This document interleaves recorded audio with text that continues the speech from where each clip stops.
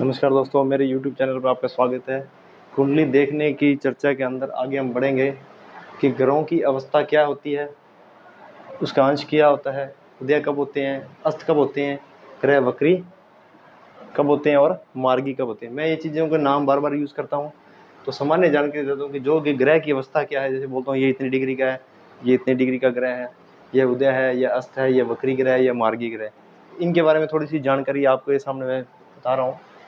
प्रत्येक ग्रह के पास 1 डिग्री से लेकर 30 अंश या डिग्री का होता है। वह 1 से लेकर 30 डिग्री के पास होता है। 12 ग्रहों के पास 30 डिग्री होगी, 360 डिग्री बनती है टोटल।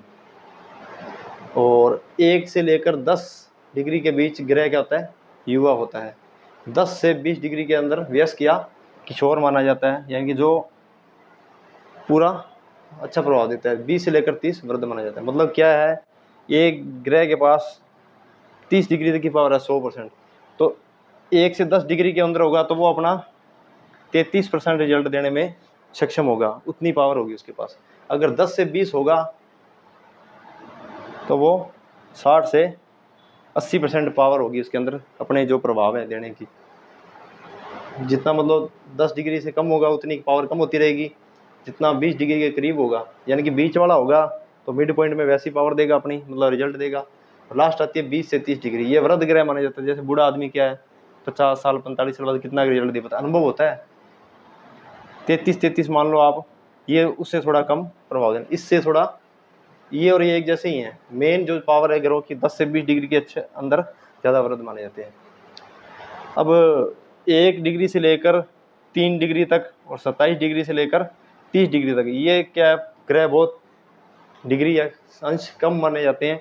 इसमें बिल्कुल ही मृत होता है, यानी कि अपना 10 से 15% रिजल्ट देने में सक्षम होता है। वो 100% किसी चीज़ को देने में सक्षम होने वाला ग्रह 1 डिग्री से 3 अंश तक है तो वो बिल्कुल ही कमज़ोर है। 10% या 15% फायदा देगा। 27 से 30 है तो भी वो 10 से 15% ही अपना प्रभाव दे पाएगा जिस चीज़ के लिए वो बना है।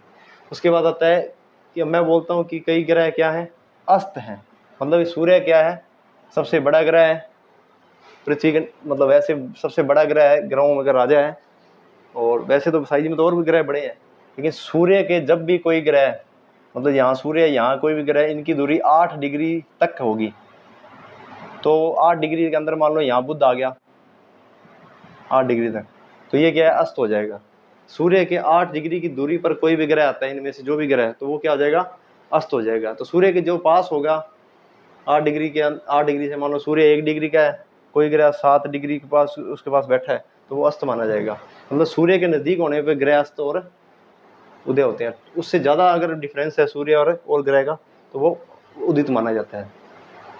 थोड़ी सी जानकारी दी थी ग्रहों की अवस्था, अंश, उदय, अस्त, वक्री और मार्गी। अब आप कहोगे वक्री क्या है जी, मार्गी क्या है।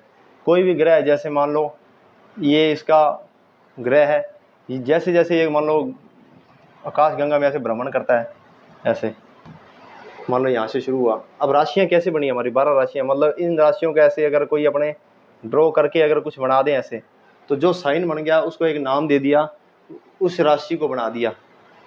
अब जैसे मान लो सिंह राशि है, सिंह माने क्या होता है, शेर। तो वो ग्रह इस हिसाब से ऐसे ऐसे उसकी स्ट्रक्चर है कि वो अपने ऐसे घूमता है, तो उसमें क्या है, एक शेर की आकृति से ऐसे ड्रॉ हो जाती है। हमारे एक एस्ट्रोलॉजी जो ऐप है, इसमें उस पर गूगल पे आप देखोगे तो आपको ऐसे दिखाएगा कि कौन सा ग्रह है। जैसे जैसे वो अपने वहाँ आकाशमाला में घूमता है, वो एक साइन बनाता है, तो उसको वो राशि बना दी गई है कि ऐसे ऐसे उसको एक साइन। तो जब भी ये क्या है, कोई भी ग्रह सीधा चलता रहता है, चलता रहता है, चलता रहता है, मतलब स्पीड एकदम बढ़ जाती है कई बार ग्रहों की, कई बार ऐसे पीछे जाता हुआ प्रतीत होता है। ये मतलब पीछे जाता नहीं है, वो वक्री होता है और मार्गी होता है। वक्री और मार्गी थोड़ा और डिटेल से बताऊंगा मैं।